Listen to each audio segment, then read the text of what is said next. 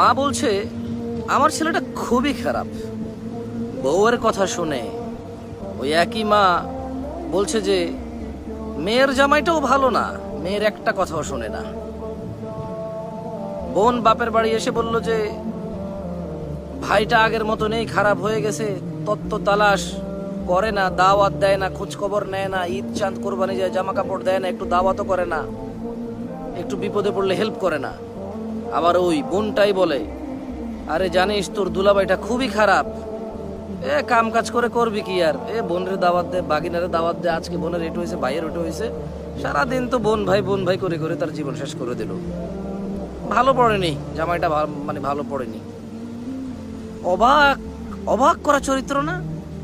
মা তার ছেলের জন্য যে চরিত্রকে অপছন্দ করে, ঘৃণা করে, বদদোয়া করে, কিন্তু মা তার মেয়ের জামাইয়ের জন্য এমন চরিত্রের আকাঙ্ক্ষা করে এবং কামনা করে, দোয়া করে।